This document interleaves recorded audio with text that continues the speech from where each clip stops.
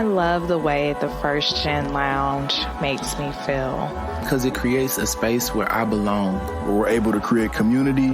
The fact that it's a community. It's a safe place. It also gives me a place to understand different perspectives. The stories of these individuals prescribe transformational perspective. I receive encouragement, enlightenment, empowerment. And also serve as a catalyst to just keep going. Where we're able to be our true selves. I'm allowed to be an unapologetic first gen. And above all else, tell our story. And every episode is unique. I love it. I'm your host, Dr. Eve, and I'd like to welcome you to the First Gen Lounge. Hey, y'all. So we are bringing Women's History Month to a close on a Thursday. So I would like to throw it back to exactly 1 year ago to our session with Tekita Bankhead, who is the founder and chief editor of the Pedestal Project. Tekita was the first person to agree to be a part of the show's transition from what was then the Purpose University podcast to what is now the First Gen Lounge. So to explain this a little bit, I didn't even change the show's name at first because I was wondering if doing this First Gen interview thing was actually going to work out. And when I saw it picking up traction and speed, I decided in September that I was going to go ahead and change the name and keep things popping.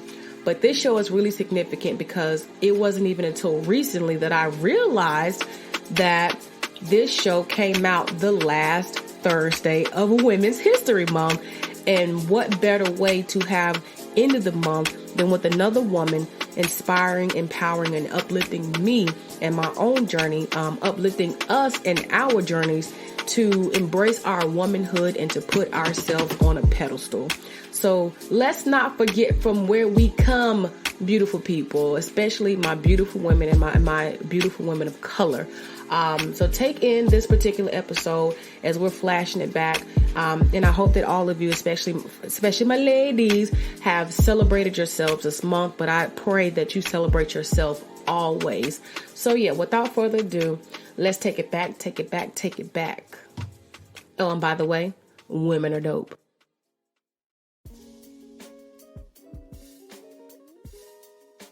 All right, y'all, I want to welcome you back to the Purpose University podcast. I am your host, Dr. Eve. I am thrilled today. I have a guest that has been an amazing, amazing person in my life. And I want to say maybe, 9 years now. Yes.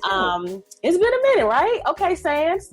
But this is Tekita Bankhead, who is the creator and editor-in-chief of the Pedestal Project. Tekita, what's up? Hi, thank you so much. First of all, thank you, Dr. E, for having me. I'm really, really excited to be here. I've followed the podcast and you. Been a huge supporter of everything that you're doing. So I'm really excited that the stars have aligned and now that we're here together. So thank you again for having me. Oh, gosh, it's a pleasure. Thank you for taking the time to come onto the show because I know you've been taking off, girlfriend, with this Pedestal Project. Oh yeah. I'm really proud of you. Like, I am so proud of you. This is really big. It's been crazy. You know, it started as something, I wouldn't necessarily say that it was going to be a hobby, but it started off as something that was very personal. But it has been like mind-blowing. I know I've sent you messages like, oh my gosh, so many people are reading, like I wasn't expecting that. And it's been so rewarding and just so heartwarming for people to connect with it and really just kind of find something in it that speaks to them too. So it's been truly a labor of love for sure. So let's talk about how you even got to this labor of love. Like, tell us who you are. Like, what do you do? Like, who is Tekita Bankhead? Oh gosh. Okay. So I'll, just in my day job, I am a registered nurse, and I work at the University of Illinois here and at the counseling center. So my title, although it's kind of general, my title is specialist in education, but I do a lot of work around alcohol and other drugs. And so from my 9 to 5, what I'm doing is talking to people, mostly college students, about harm reduction and making sure that they are aware of how to safely use or abstain from any drugs or substances. So after 5 and outside of work, I am just unapologetically Black. I love everything about it. I would say, I think being at Illinois honestly had a huge role in shaping that for me. My first job when I came here, I worked in our African American Cultural Center. And so I was the assistant director there for 2 years. And I think that was a place where not only was I helping other students kind of come to terms with what their Blackness was, I think it was definitely an eye-opener for me too. And so basically kind of going into that, it helped me unlock a lot of other areas about my identity that I didn't realize that I was really, really passionate about. And so outside of that, I do a lot of work around just Black women, advocating for Black women in a variety of different ways. I focus a lot on mental health and just coping. Effective coping, and that ties a lot of my nursing plus the counseling piece plus the Blackness piece all together. So anything that helps Black women be their best selves is what I'm typically more drawn to. Outside of that, I'm a huge Brandy fan. Most people who know me, they can definitely say that about me. I'm a huge Brandy fan. I love reading. I love like writing, just about anything that's artsy, crafts, I love all of that kind of thing. And I also love to travel, and I am known to take a solo trip. Okay. At a moment's notice. So any of my friends will tell you Tekita does not mind hopping on the road alone. So yeah, kind of a random all of about me. Ain't nothing wrong with that. It's interesting because before I was married, I was that kind of person too. Like, I'm going somewhere, I'm going. Catch you later. I mean, that's really bold, especially as a woman, to just say, look, I'm going, I ain't scared. Tell us a little bit more about the Pedestal Project, because that's the thing. And I just really know more about it. So how did you get to it? What was that moment for you that you were like, oh, this is it? So the Pedestal Project was an idea that was born out of an experience that I had. Here it was probably in like October. So now we're in March. So this happened maybe like October of last year. I was coming out of I'm doing air quotes for relationship. I wouldn't necessarily even call it that looking back, but I was coming out of a situation that way. And it had been going on for almost 10 years. And it was one of those final moments where it was like, no, really, this is not going to work. No matter how many times you revisit it, no matter how many times you think, no, he might be the one. Like there's a reason. There were no more what ifs anymore. So what I realized is that after I finally was able to let that situation go, well, what made me kind of let it go is this person stood me up for my birthday. Oh, wow. So it was definitely an eye-opening situation to just say, like, no matter what you want to believe, this is the reality. And this is what this situation is or is not. So started going back to counseling. I'm a huge supporter of counseling, but I will also own that when my schedule gets a little too busy, sometimes I don't keep up my appointments. And I think I had gotten to the point where I was like, okay, something is off. I don't feel like myself. I don't feel like my normal. And so I started going to counseling. Now I do right now I do the counseling that they offer on campus for faculty, staff, because I think ours is pretty good. So I usually will go there.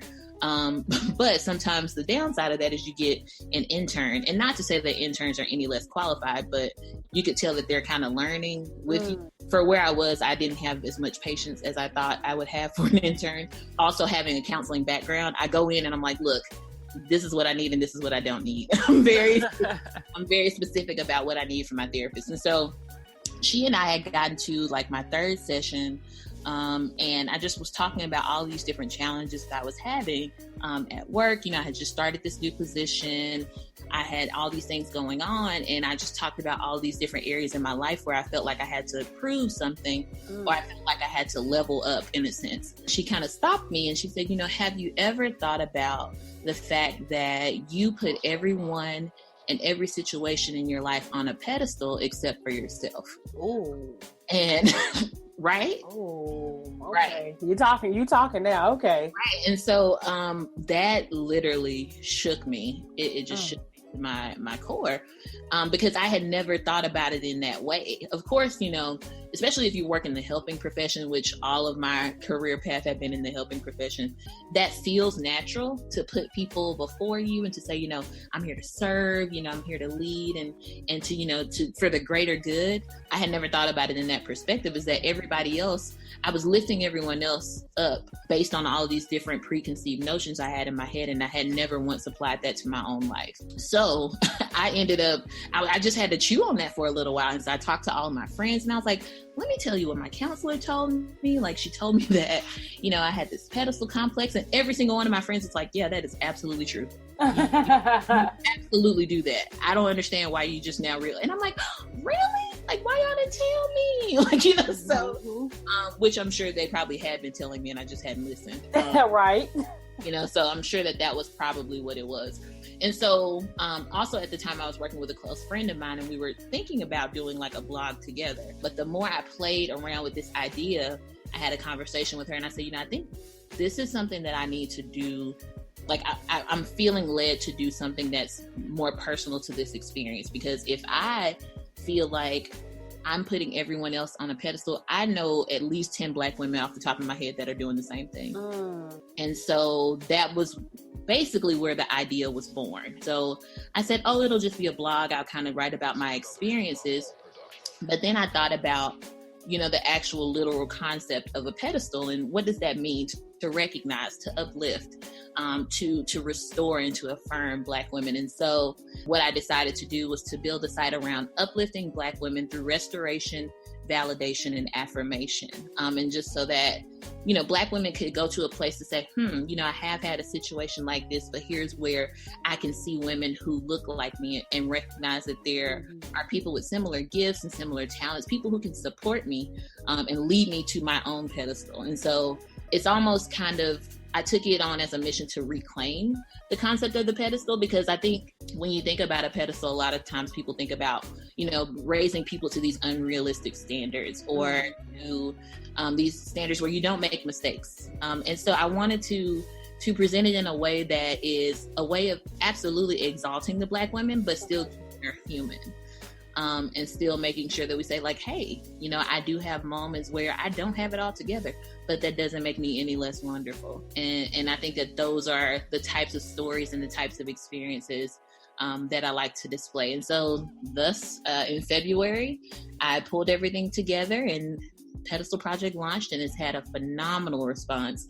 So I'm super excited to see where it goes. Nice. I think a lot of us who are following you are looking forward to where it goes too, because it's really catchy. I remember when you mentioned something to me about it, I was like, wait a minute, hold up, because it's one of those things where you even bring together that community of Black women to say, sister, I see you. And I have a friend, her name is Ebony Johnson. She's actually a soror as well. She does event planning. And one of her things is always, we work well when we work together. We don't have to work against each other. Let's help each other out. And so to even see this project that you're working on manifest in that same way, I'm like, Black women, we get it. You know, it's not that we can't get along, we can't work together, we can't celebrate each other, because I think that's a negative stereotype that's often out there, that, you know, there's cattiness and there's pettiness and there's drama, and it is. But leave it to reality TV, you make it think that we can't be friends, right? But we can be. So I really love that. And I'll tell you also that it inspired me, because really seriously, over the past year or two, probably closer to 2, I have been going through this shift of identity.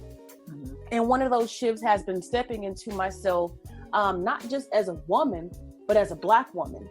Because for a while, people, you know, I would identify as Black first, or Black and not even acknowledge the woman part of who I am, because I'm just a person. I'm as smart, I'm as strong. I recognize I'm a woman, but that wasn't a big deal. But I'll tell you what happened to me. I transitioned into entrepreneurship. And that's when I realized the world did look at me different, because before I didn't really notice it, you know, that, oh, I'm a Black woman. But when it's time to even do stuff like market yourself or have events, network, it started to become real with me that I was like, yo, I'm a Black woman. And not just that, I'm a married Black woman. And so I forgot to put myself on the pedestal. Right. And while I would see other Black women do great things and want to celebrate them, similar to yourself. So look, I'm probably in one of them 10, right? But while I was, celebrating other Black women, I wasn't giving myself credit for some of the things that I was doing as well. So to hear this and see this, it's refreshing. It's definitely refreshing to be a part of a space and to see a community grow where Black women can finally breathe again and to be highlighted. So I love that. But I would also go on to think this. Would you say that with what you're doing, that you are finally your most authentic self? I think I probably am the most authentic that I've ever been, but I still think there's more for me to gain. And what I mean by that is that I feel like I'm beginning to move into this space of this optimal authenticity. Oh, optimal authenticity. Go ahead now. I'm smart. Yeah, no, I really think so, because I think this is one of the first things that I've been able to do that is completely separate from my job. So I tell people what I do just because, that does kind of matter for the context of some of the topics that I talk about. But this is something that is completely me. And not necessarily something that I'm doing for professional advancement or anything like that. It's solely because I feel like this is a part of the voice that God has given me. It's something that I feel like is tied to my purpose. The reason I say that I think I'm on the way is because I think that more parts of my purpose will begin to unfold. And so I think as those parts begin to become clearer to me, I think I'll probably start to unlock more areas of authenticity. So I think I'm definitely the most authentic that I've ever been. I'm absolutely the most comfortable with myself that I've ever been in my life. And that's such a freeing place to be. And I think part of it is just because writing is my release. So the fact that I've committed myself to doing something regularly that is something that helps me kind of release and process, it's kept me at a much clearer headspace. So I think that that's part of it. But I also think that, that's something that will continue to happen and will continue to reveal things to me. That is really awesome. And it sounds to me like it's become a self-care practice. Oh, absolutely. Yeah, absolutely. And I think what also is so beautiful about it is that as I seek to uplift these other Black women, I get so excited putting these stories together. When I highlight other Black women for the Pedestal Professional series or for the On the Rise series, where I highlight college students or entrepreneurs, just hearing some of the things that they've done and putting that together and saying, wow, I get to celebrate, another Black woman. And also just in celebrating them, I've built a connection to another woman of support. Whether that means, I can support them, they'll support me. Like I'm building this network inadvertently that I really wasn't trying to, but the Pedestal Project doesn't work without other Black women. And so I'm really excited that that's kind of the way it's almost morphed itself. To where, now I'm getting to the point where I have, Black businesses who are excited to sponsor and list their information on my site. Nice. I have women who are starting to share their personal stories for our Amplify series, just to bring voices to that. So my site doesn't work without other Black women, because I couldn't do all of that alone. And so eventually, I'll have a staff, I'm going to speak that into existence. And so that will also be something that, again, it helps. And so also understanding that you have to fortify the pedestal that we talk about. So, and I think that's fortified definitely by other Black women. I love that. I love that a lot. You are definitely on the move. And again, I just commend you for the work that you're doing. And I look forward to seeing this thing continue to just take over. Definitely. So let me ask you a little bit about, I guess, like where you are in your life. Like, would you even say that you're currently living your best life? I think so. So what is that? So what does that mean then? What does it mean to live your best life? I think what that means is that I am in a space where I have way more blessings than shortcomings. And I'm blessed with the ability to, for one, take care of myself independently. I am single, just in case you have any purpose listeners. No, but seriously, I am in a place where I'm able to take care of myself, but also to give freely, whether it's to a cause or to people that I love. And then I'm also able to do things that I really want to do and that I've always wanted to do. Like I talk about traveling, I travel all the time. And so that's something that I'm blessed because I don't have anything that keeps me from doing that. I'm healthy. Like the little things, I have all of the little things and I'm aware of all of the little things right now. I have a family that loves me. I have best friends and sorors and people who love me dearly and support me fiercely. And so, yeah, absolutely. I mean, and it can only get better at this point. So I think that I absolutely am living my best life. I love that your concept of living the best life is holistic. Yeah. Because sometimes people think that to live your best life, you have to have a lot of material things or a lot of relational things. But yours is a nice balance. It's a little bit of everything. It's sprinkles. And so that's really beautiful. I like that a lot. So is there a time in your life that you've ever faced any kind of adversity that you want to share with us? And maybe how did you overcome it? Because you really transitioned from, being this person who was trying to figure out what to do with your career to having this light bulb moment during your counseling session that was like, I'm about to do this Pedestal Project thing. So the makings of who you are. But is there that one moment that just really stumped you and that you were just like, yo, not today, Satan? I think there have been a few moments. I think the one that probably comes to mind that is one of the most impactful and definitely the story that I share with my students is when I failed out of nursing school. Because you told us you're a registered nurse now.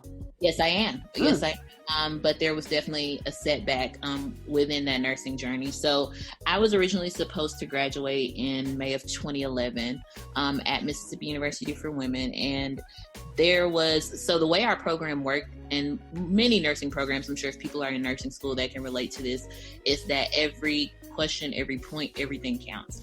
And so with the way our program was set up is if you didn't make at least, I want to say it was like a 73.45, it was something like that, for the class average, then you fail. If you fail one course, you fail the semester. And if you fail the semester, you're a year behind. And so if you fail that, once you re-enter after that year, if you fail again, then your nursing dreams are bye-bye. Oh, wow. And so I remember I was going into my final exams, ended up missing my final by less than a point. It had to be like, I think it was maybe no more than a point. It was somewhere in that range. And I remember just being devastated. I had never failed anything in my life. I was an honor student, AB student, like everything. I was always the top of the class academically. And so I had never failed. That was something that had never happened to me. And so I remember being so ashamed and shame was probably the biggest thing that I felt. I remember hiding in my room that whole day and just crying and just really feeling like my world was over.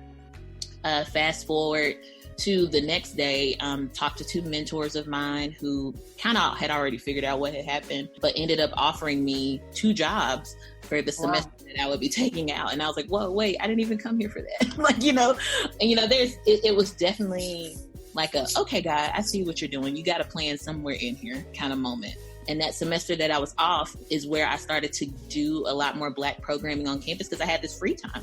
And it was the happiest semester I had in my college career. Wow. And that was the time where I was introduced into student affairs. And so the following fall, I had to re-enter into nursing school, still a light semester because you only have to retake the one class. So passed that class, ended up going through and finishing my final semester in spring.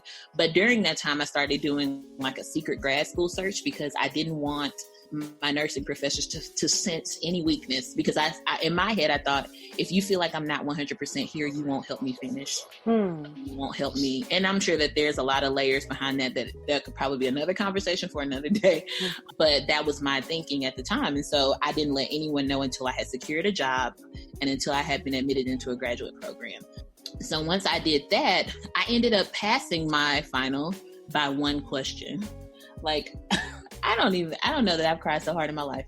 And I think that the biggest lesson that I always tell people from that is that failure is not final. That's the biggest thing that I tell my students is that, you can have such a stringent plan for your life, even in the midst of when everything is going wrong and everything is completely going against what you had planned, it still works out for good. It always works out for good. And all you have to do is just kind of be still and just try to see what God is trying to do in the midst of what's happening. If you're a spiritual person, I actually am a pretty spiritual person. So I feel like there's meaning in everything, and eventually things work out the way they're supposed to. I don't know if I believed that as firmly then, but I think that experience has definitely taught me that. So I am still a nurse, but I also realized that just because I was doing something academically didn't mean that it was my life purpose. Oh. So I was like, duh, I'm almost done with this degree, so it'll be dumb not to finish. But I realized that I didn't have the desire to excel and to be my best at it. So I was like, this is not my calling. And so at what point, though, did you realize what your calling was? Oh, it was absolutely the semester that I was out. I met one of my current mentors at a program randomly. I was doing a Black History Month program, and his name is Cedric Gathings, and he was one of my panelists. And he said, you did a really good job with this program. If you ever think about a career in student affairs, give me a call. Now I'm like, sir, clearly you don't know that I'm a nursing major. I was thinking, okay, he's just being nice. He's just saying that, just being cordial. And so I started to apply for nursing externships, which is similar to an internship for summer. And I was getting turned down left and right. And I couldn't understand why. Again, I don't fail. These are things that don't happen to me. So I was like, I don't understand. And I said I needed something to do for the summer. So I give him a call. I said, let me just figure out what is this student affairs stuff, what is it? And I go do an internship with him. At the time, he was in the Center for Student Activities in the Greek Life office at Mississippi State. And so I went there and he said, yeah, you can do an internship with us from May to July. And I'll make sure that you learn everything there is to know about student affairs. And so he gave me a list of people to email. And he was like, set up appointments with them, go meet with them and find out what they do. And I'm like, are you not going to do this for me? Or I know what I'm doing, right? So he's like, no, I want you to get the full experience. So I ended up literally having days where I shadowed the dean of students. I sat in on residence director trainings for several days. Any department that had anything to do with student affairs, I was in their office. And by the time I finished that internship, I said, oh my gosh, this is exactly where I'm supposed to be. I was like, this is what I'm supposed to be doing. Why didn't I know that this existed before? And so then I was nervous about having to go back into nursing school because I knew that my passion really wasn't going to be there, but I knew that I could get through it. So I went into it with the mindset that this is what I have to do in order to get to what I want to do. And because I was like, this is the means to an end, because my degree didn't matter. I just had to have one. So I went through because that was the one that I was closest to finishing, and finished my degree, took my licensure exam, passed everything, and then started my grad school career. I think it was maybe a month after I got my license as a hall director. And so it wasn't necessarily that I don't like nursing. I didn't love it enough to make it my life. Because I do enjoy health. I still enjoy the nursing knowledge and the skills part, and I still actually use it quite often. But it wasn't enough for me to say, okay, I want to be a nurse practitioner. I want to be the best at it. I want to be at the top. That it just wasn't that for me. Isn't it crazy though how sometimes in life we do things because it seems practical, because this is the right path, but then that thing that is meant for us won't let us go. It'll pull us and be like, aha, gotcha. Because it sounds like that happened to you. When you said, "I was monkey out of the hood," that was supposed to be, and I would say what's pretty common for where I'm from is that if you are at least skilled in science and math and you're a woman, most likely you're pushed to be a nurse. If you are a man and you're semi-skilled in math or science, you're pushed to be an engineer. There are very few degrees outside of that you're pushed to go into. So I think that I kind of fell into, oh, you're smart. You can be a nurse, so why not? That's real. That is so real, especially for those of us who are first generation, right? And we go to school and it's kind of let's be successful, let's be great. And being great is often contingent on how successful we can even be in a career, how much money we can make. Whereas really being successful is about how happy you can be, how content you can be with your life, and really enjoying what you do. So I think that's real. It was a bold move to make. Because some people don't want to make that move because there's a lot of fear too, right? How do you go from a nursing degree or from a nursing field where going into this job, you're going to make good money, to go into education where it's going to take a long time to make good money. So it's just, try explaining that to the neighborhood. I had so many people to this day who still are like, now why is she not nursing? Why is she not at a hospital? She's not even doing anything with that degree. So, and I'm like, actually, I'm doing quite a lot with it. You just don't see me in scrubs, or you don't see me with a stethoscope hanging around my neck, but that degree is still getting used. So I think it's just always interesting because people have a very one-dimensional way of thinking about career progression, and that's not the path that I feel like I was made for. Absolutely. So tell us, what's next for you? So what's next for me with the Pedestal Project, I'm really writing this one out to see where it goes. I definitely see more writing, hopefully book writing, and maybe more research in the future on a personal note. I would love to see a podcast and just more events, more enrichment events for Black women out of the Pedestal Project, and really just seeing how the platform takes off. I think what I've been trying to do and what I think has been helpful is just to really try to not focus so much on the followers or the likes or the engagement, but really focusing on the content and if it feels true to my mission. And I think that served me well. So I'm trying to just do that.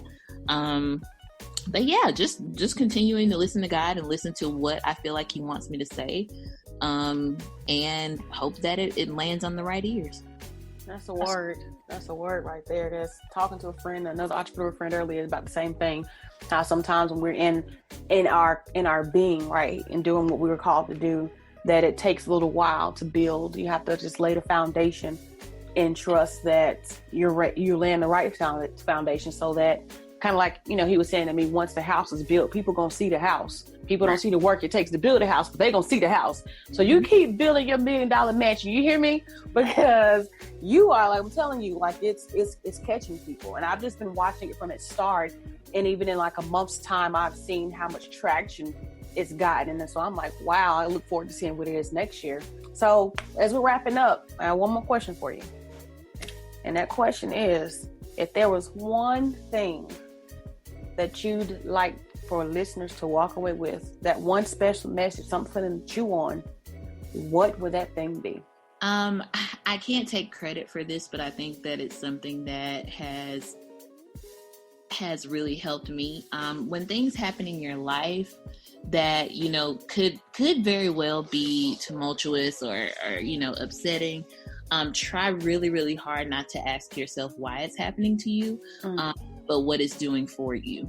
And I think that has been something that adapting that mindset has been really transformative for me. And it's really helped me understand that my experiences are shaping my purpose and are shaping the life and the legacy that I'm meant to leave. And so try really, really hard to take every experience as a molding factor for you. Absolutely. Well, thank you so much for your time today, Tekita. You have been wonderful. Tell us how we can find you, where you at, where we need to find you on social media, website. Give us all that.